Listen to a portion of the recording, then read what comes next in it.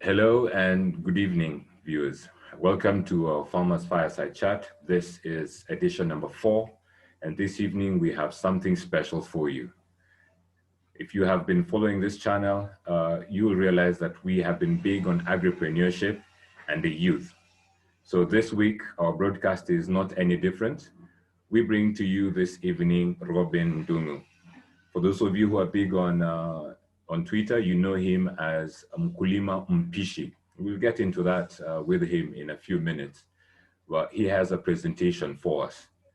But a little background as to how and why we do what we do with our Farmers Fireside Chat. Well, for those who know FarmGRO, we have been doing lots of training for farmers and more so the youth. But then Corona happened.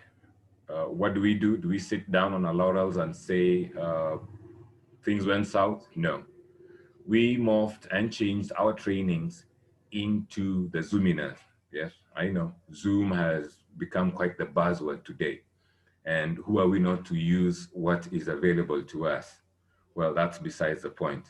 So the purpose of this videos, this broadcast, is to inform and inspire the youth and new farmers. And I say new farmers because you could be a 60-year-old who's recently retired. You're a new farmer. Or maybe you're a third or fourth generation farmer and you just hear of farming. And you're thinking of how innovative can you be in order to make that transformation into a money maker so that to avoid the gloom pictures that we see of farmers languishing and looking also, down-stricken and making farmers have a really bad name. Well, today's show, we have someone who is able to give you a proper picture of what it takes to get into his field of farming. And what is his field? His field is culture. Yep, I also had to look it up. So he deals with rabbits, long and short of it, but he'll tell you the details. But that is just one of the things that he does. As the founder of Kisumeo Organics out in Makueni, Makueni County, he is able to do marvelous things because he has the heart, the drive. Someone inspired him and he's paying it forward. So without further ado, I'd like to give you Robin Ndungu. How are you, Robin? Hey, thank you guys. So this is Robin Ndungu, and as you've heard from Nick, I am the founder of Kisumeo Organics, and I'm an agripreneur. So yeah, basically, this what is it? I'm a caniculturist, and so for many people don't know what caniculture is, but caniculture is the art of keeping rabbits for meat, for fur, for breeding purposes, and yeah. Apart from that, I am a full board agripreneur, and we've incorporated a lot of things in the farm, but that's what mainly what we do. That's a great, very humble introduction. But Yeah. I think our viewers, they're really amped, and the questions that came in the moment we put word out that you are coming on board. I'm sure all our listeners and viewers out there are really amped to listen to you. So I know you have a presentation for us. So if you're out there, please Yeah. tune in and let's listen in to Robin. Over to you, Robin. Okay. Okay. Thank you so much, Nick. So, Kisumeo Organics is it's a farm. It's an organic farm that is based in Mboni, and I hope everybody can see the presentation, Nick. It's perfect. Yeah, thank you. So Kisumeo Organics is an organic farm in Makueni, as I said before, and this is a rabbit farm, and I started it as a rabbit farm 2 years ago, right after campus, and I've always had an entrepreneurial mind, and I've always wanted to like I've always had the thought, like I've always had in my mind that there are many opportunities from self-employment. So I started Kisumeo Organics sometime after I completed college. I was doing events. I was doing events business as a self-taught barbecue chef, and yeah, so I used to purchase a lot of meat for chicken when I'm doing events for barbecue. Maybe it's rugby, maybe it's a birthday party, or like a bachelor party. People will contract my catering services, and I used to really purchase a lot. I used to spend a lot on buying the meat that I used to cook, and from that I used to wonder how much does these farmers make, like, to, and how much does it cost for a farmer to produce all this. Anyways, fast forward. After doing events for a while, I realized so many people were preferring white meat over red meat because of the health benefits, and also the health problems that might arise from consumption of excessive red meat. And most of my clients used to like tell me they'll prefer a white meat only diet or a white meat only menu. And people wanted to have the choice, because most people just know fish and chicken as they're easily available white meat. But through the internet, since remember I'm a young farmer, so like I'm also like, I spend a lot of the time on the internet researching, connecting with friends through social media. But I came to learn about rabbit meat, and the way it was gaining traction, and how people were starting to accept the consumption of rabbit meat because of the benefits it has. The benefit it has, like, for like in health benefits. So rabbit meat, I learned that rabbit meat is one of the best protein source of protein source of white meat. And the thing is, I was keeping rabbit as a boy for pets. You know, I think most guys in Ushago and up country, they have kept rabbits as as boys. So the idea struck my mind. I was like, oh, okay. I can really do this, because I had already have a previous experience. Then the second thing is my wife.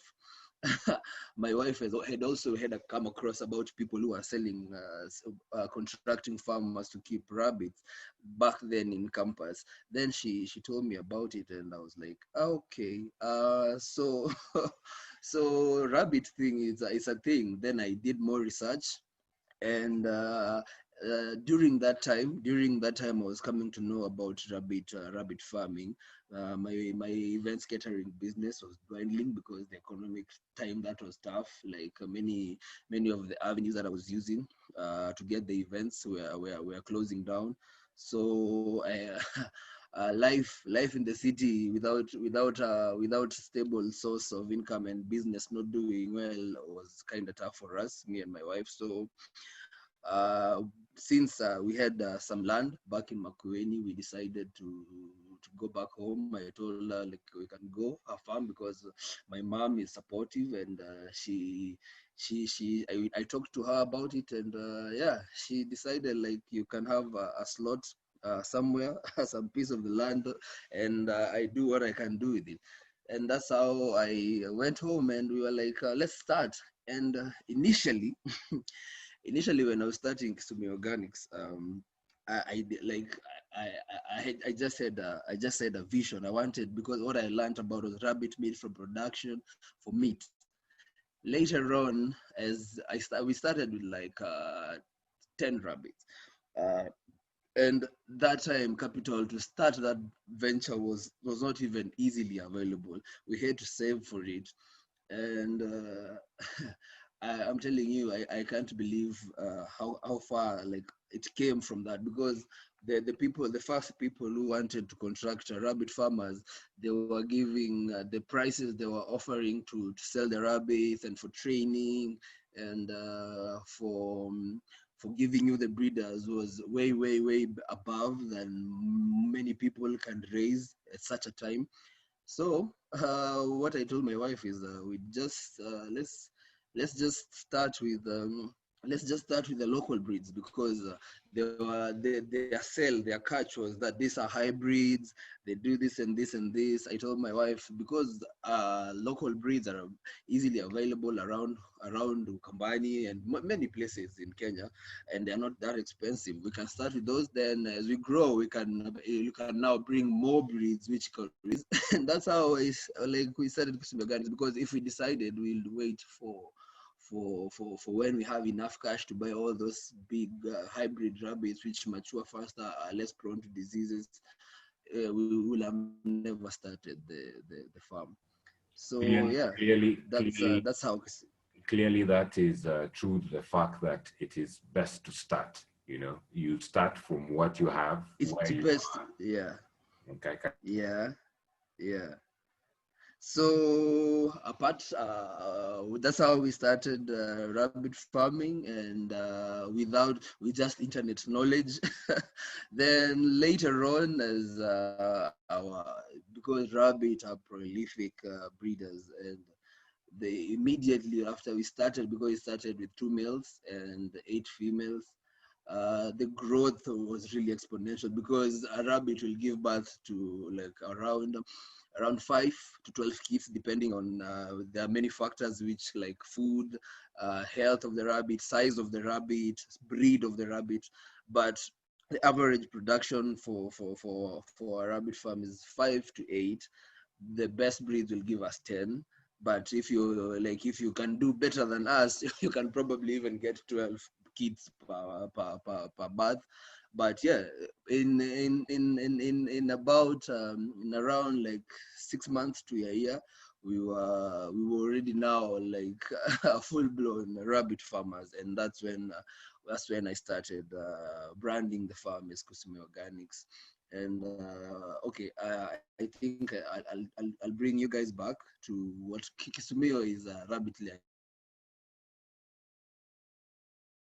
And we're like, everybody, when my pals used to come visit the farm, they'll be like, they'll say in Kamba, like Kisumeo, like like Kisumeo, they'll be like, this is a rabbit layer, because they have never seen anyone with so many rabbits at that time.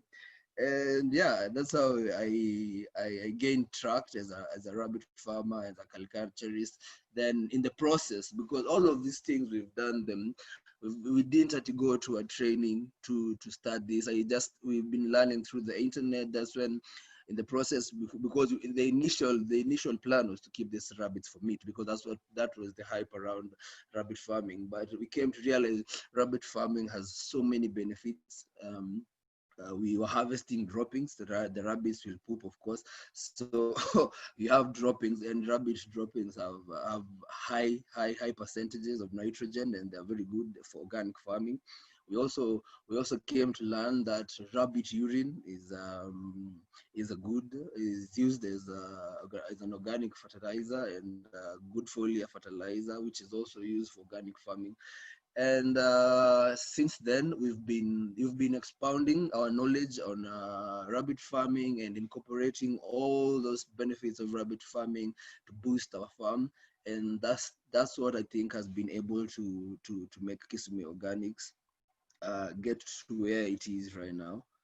And yeah, that's that's how we started Kisumeo Organics. And now, apart from the rabbit farming, as the years have been coming by, we've added chicken. We've added chicken, and we also have goats. And yeah, that's it. And the organic vegetables which we grow using the droppings that we harvest from our rabbit hatching. Okay, so yeah, Kisumeo Organics. Right now, what we are offering as a farm, we sell rabbit meat on order. and we collect rabbit fur, which will be, we're in the process of making partnerships with a leather processing company, and which can be used. Rabbit fur is one of the best furs, or animal furs, that can be used in making garments, shoes, bags, belts, and also we sell rabbit breeders to beginning to for budding farmers, because there are many people who are coming to realize the benefits of rabbit farming, and they want to join in. And yeah, we breed, we have pure breed breeders for farmers who want to start rabbit farming. Also in the farm, as I have told you before, like we use the rabbit droppings and the rabbit urine we harvest to grow organic vegetables and culinary herbs and spices. Mostly we do African indigenous vegetables, which are very highly recommended because of their health benefits, which is including managu, terere, mrenda, saga, okra, and mito. So yeah, and also we sell our surplus rabbit urine and rabbit droppings to other farmers who are doing organic farming and they don't have a source for generating that. Uh, so apart, and also in addition, we've been like, when I was forming Kisumeo Organics, it will be, I wanted Kisumeo Organics, and my vision for Kisumeo Organics is um like, it's a farm that creates sustainable solutions for smallholder farmers, because smallholder farmers are like the backbone. They're the ones doing the hardest. They want to make sure their farming ventures, whether they are starting or they've been in farming for a while, but their farming ventures are profitable. And as what I've learned since I started Kisumeo Organics is, right now we're dealing with climate change, and the farm being located in Makueni, that is placed as a arid and semi-arid areas, and these places we experience short rainfalls and long seasons of dry season. So you find that many farmers in places like where I'm coming from, they find agriculture not sustainable, because at a point, maybe if you start keeping an animal, or if you want maybe to start a farming project, there's a time that you won't be able to sustain maybe the animal. There are no feeds because of lack of water. The rivers are drying. So yeah, that's how we started designing Kisumeo Organics, by creating climate smart solutions for smallholder farmers and young farmers, both like wide array. As long as you're a budding farmer, we are covered in what our vision entails, and we want to offer farmers with sustainable solutions for their farming projects. Like for example, we we grow fodder using hydroponics for the rabbits. This makes the rabbit venture even more sustainable, because like for now, this is the dry season and mostly we feed because it's an organic farm. We feed the rabbits with weeds from farm, and supplement with hay and vegetables in there. But during the dry season, we can't get feeds from the shamba or weeds. So what do? And you have these rabbits, and buying pellets is very expensive. So we have come to learn of hydroponic for the growing system, where you're growing without soil, and the hydroponic fodder takes 8 to 12 days to grow, which makes it easy for farmers to have a constant food supply for their animals.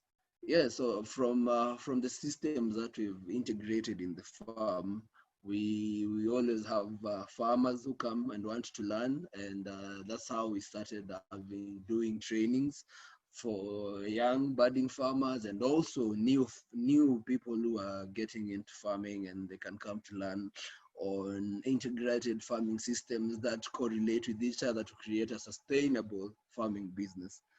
So yeah. And Nick, I think I have covered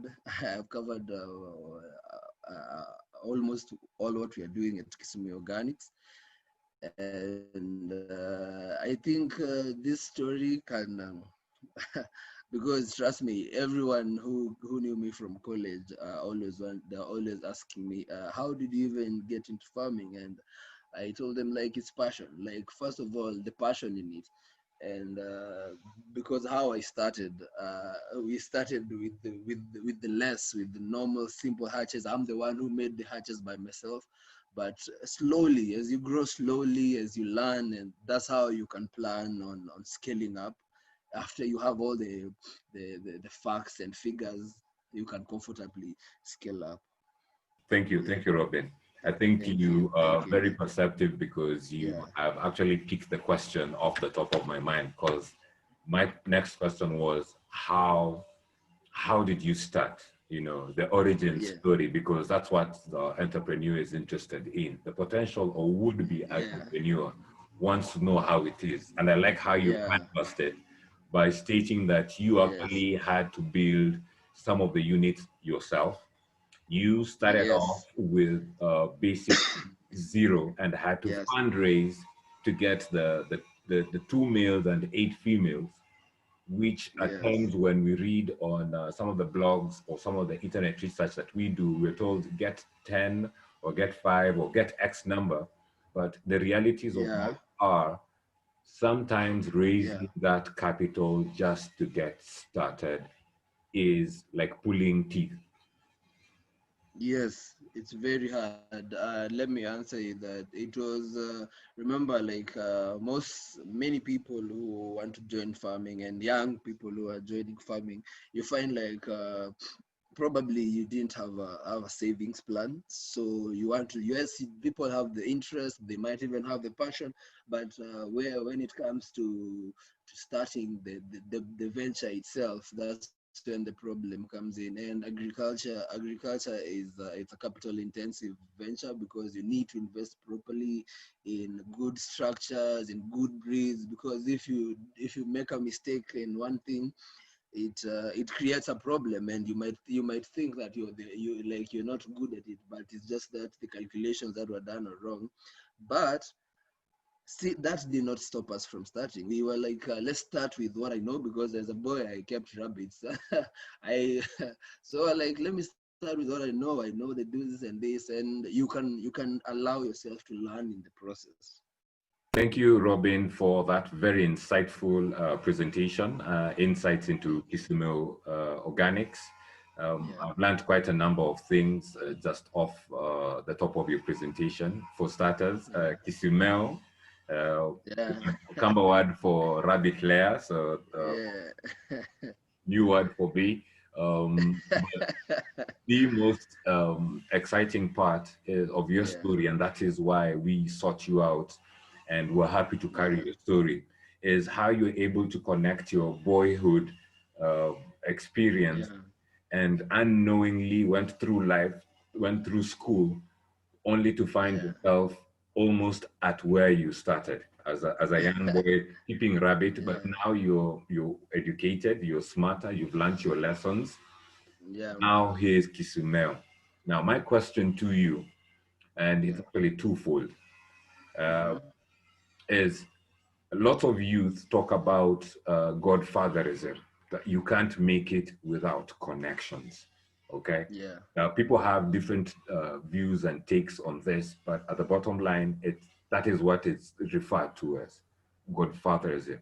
Do you think it's yeah. an important element, or must you have it for you to succeed? I know it's an open-ended question, but I'll let you take that one.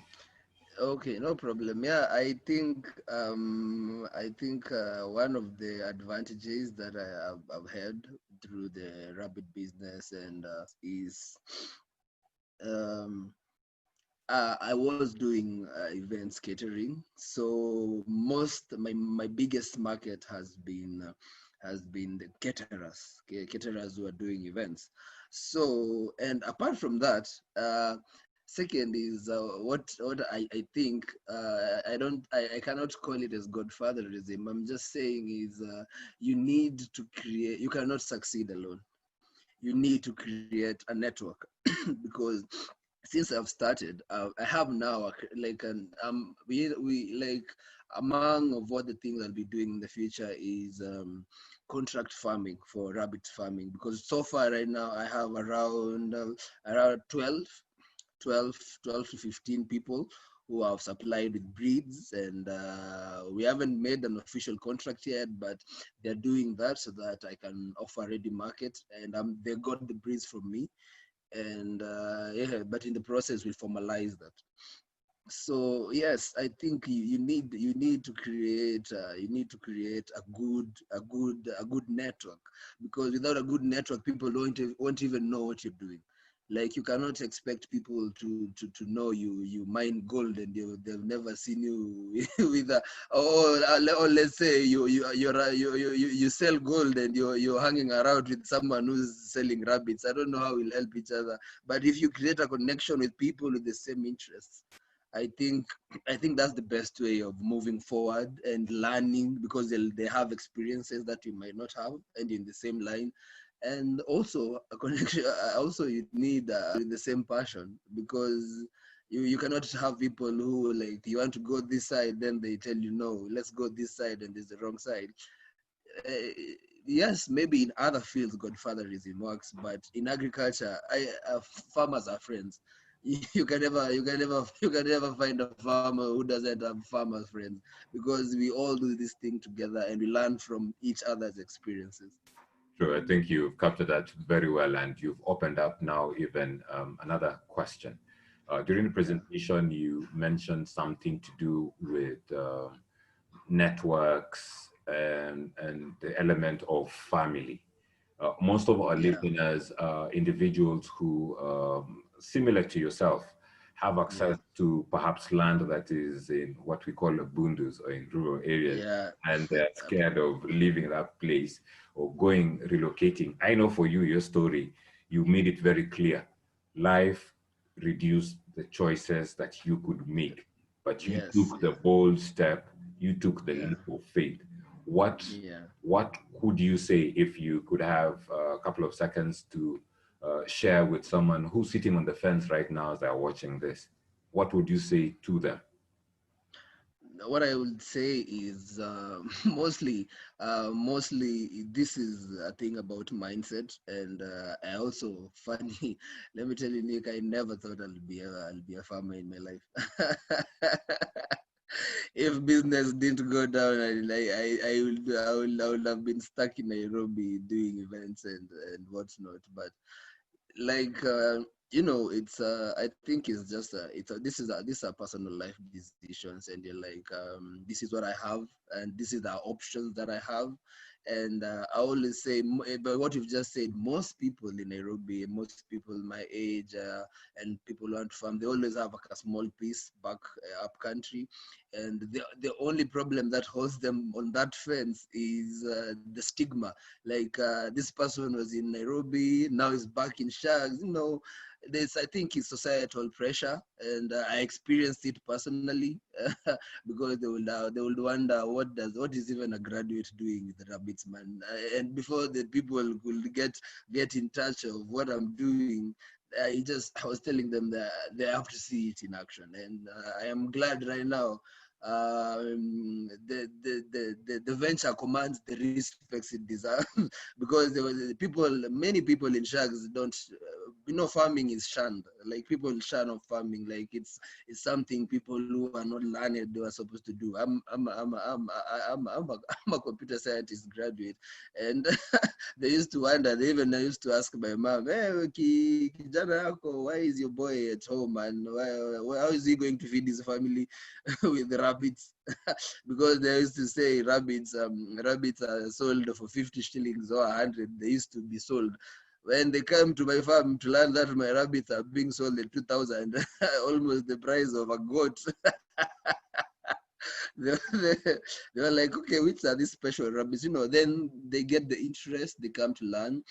But definitely societal pressure exists, and it's most young guys who want to do farming, or maybe probably they feel like their options have been squeezed in the town, and they have the idea.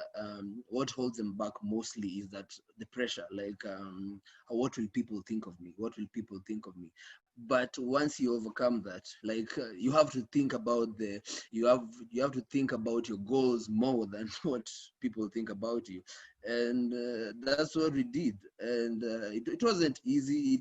Like good things are never easy. It has taken time to build this, and to build the confidence now, and the comfortability and stuff. But yeah, like I just think, like, you just have to analyze what options do I have, and like what is good for me. You have to choose what's good for you, and you have that small passion. Just act on it. Act on it. If you don't act on it, you can never know the potential. So if it's there, that hunch, you just act on it. First, just make sure you say, yes, I'll do this, no matter what. Let me show people with actions. True. Yeah, I think if you, yeah, I that's it. think you captured it very well, and the passion, you cannot fail to tell the passion in your voice. I usually ask entrepreneurs that we profile, well, Yeah. about their history, whether it's their first business, whether they failed. But you've come out the butt, and you're like, I failed. I was doing this business and it crumbled. I'm on another phase, which is good. Yeah. It leads me to my Yeah. next question. Um, Yes. if I'm out here and my name is John Wanyama, and Mm-hmm. I'm looking to get into rabbit business, Yeah. I know I need professional help. Yeah. But before I make it to Kisumeo Organics, Yeah. how much capital would I require if I'm looking at doing this, maybe either as a part-time hobby, maybe I'm employed somewhere, or if I Yeah. want to start out, but in my mind, I'm telling myself I don't have a big budget. If you can give us numbers of how those look like, how to start small and really small, that would be awesome Yeah. for our viewers. Because so many people have asked me that question every time they come visit the farm. So what I usually tell them, and is because we never started with budget. We started with with the passion. And funny thing, it was that bad because I had to. Like even the bows the timber that I used to make the hatches, I borrowed my mom one of her trees, and and the stock for buying that rabbit I burnt Maka, man. So that I can so. But anyways, I can say roughly with because I had most of the materials were like remnants of construction stuff from home, Nini. So I didn't have a budget that time. But with around 10 to 15,000, you can have a nice hatch, and you can have breeders. 10 to 15,000, you can start off. You can at least start off with at least three females, and you learn in the process. You cannot buy 100 rabbits at the get go. You just buy kidogo, and you scale up as you see how the business is taking you, and you also as you get in touch with the business. Thanks. I think that's a budget that people can work to achieve. Now, Yeah. I know Caroline may have a couple of questions, but then um, you mentioned something pretty outstanding about growth. I know most entrepreneurs, we come up with the ideas, we get excited, we have the passion just like you do. We get it started, we start building the rocket, but then we are not planning for next phase and the next phase and the next phase Yeah. is growth. Yeah. So Yes. what kind of structures, plans do you have for Kisumeo, and where can somebody who's out here listening, because you mentioned there is far that you're able to sell, you have urine from the rabbits that you're able to sell. What is your plan, and where can people plug in? Partners that the thing we are scaling as Kisumeo Organics. When we started, we wanted to do rabbit meat only, but you learn more, and the more you can make your farm profitable, the better. The more sources of income you can stream in the farm, the better. So we've been eyeing on value addition for the rabbit fur and the rabbit meat, because many people are still new to the consumption of rabbit. And even if you go to local supermarkets, you can't find as much stock of rabbit meat in meat shelves. So, but consumables like sausages and smokies and prawns, people are consuming. And if you can see the trend in such commodities, is that we have many different types of meat which are being used to create that. And we've realized there's a market niche there, and there's a deficit we want to fill in. And we in the near future, as because we're expanding, so that we can be able to have the capacity to produce continuously rabbit sausages and rabbit smokies. And for that to achieve that, we cannot do that alone. We will need a lot of rabbits for slaughter each time. So what we are eyeing on mostly is any farmers who want to join rabbit farming, they want to learn. That's how we're merging with farmers. Like, we set you up, we train you, we set you up with your rabbit farm. We offer good conditions, because the main thing that that made us start from scratch is the person where we were learning about rabbit farming. They were offering crazy figures which no youth can able to pay.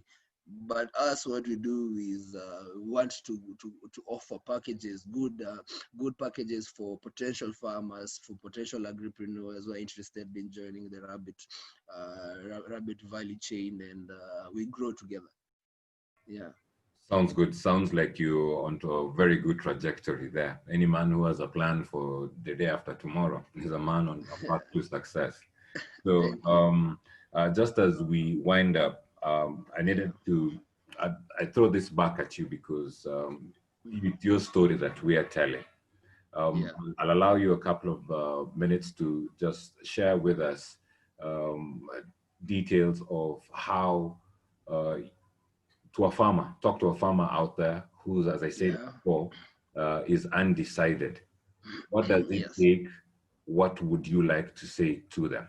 For many farmers, many people who really want to join farming, and they don't know where to start in the first place. And second, many people want to join farming because of hearing beautifully curated stories by by agripreneurs and entrepreneurs who might not even be agripreneurs out there.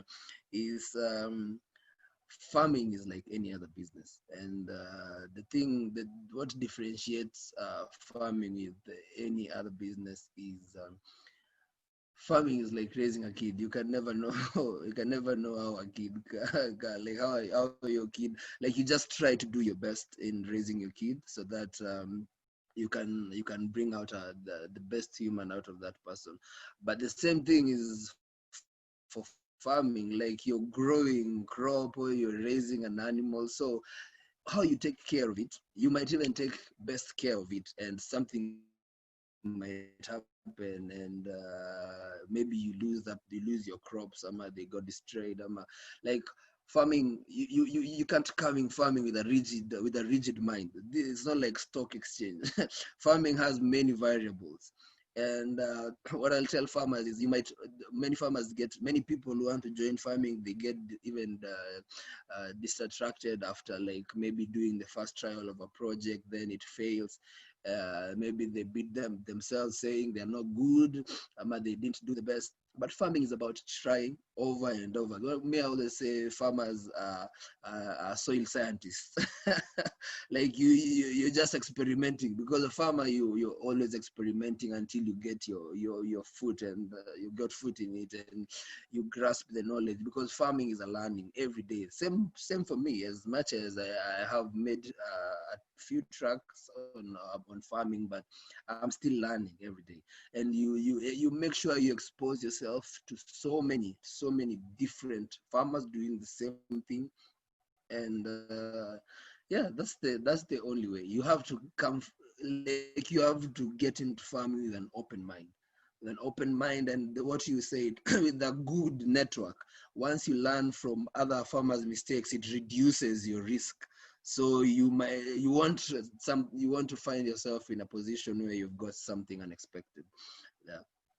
And secondly, as we wind up, we have rabbit meat. We sell rabbit meat at 550 at a kg, and we also sell rabbit breeders. And people can deliver. I do deliveries to wherever you are, and delivery is arranged. But the farm is based in Boni, Makueni County.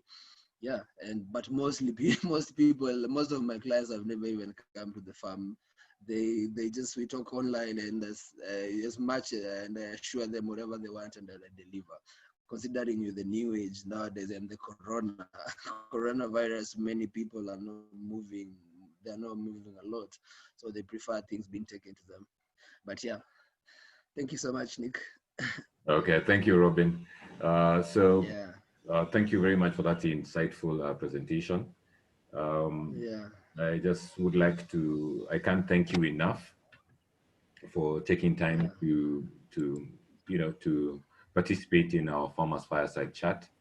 Thank Very you. inspirational story, and above everything else, we hope that as we produce more and more of this such videos, that they will inspire and inform you into action, into getting into agriculture. Just as a parting shot, I would like to, if you're watching this, remember this month we have the Agricultural Revolution Forum, AGRF Forum, happening online from the 8th to the 11th of September. It's a virtual event.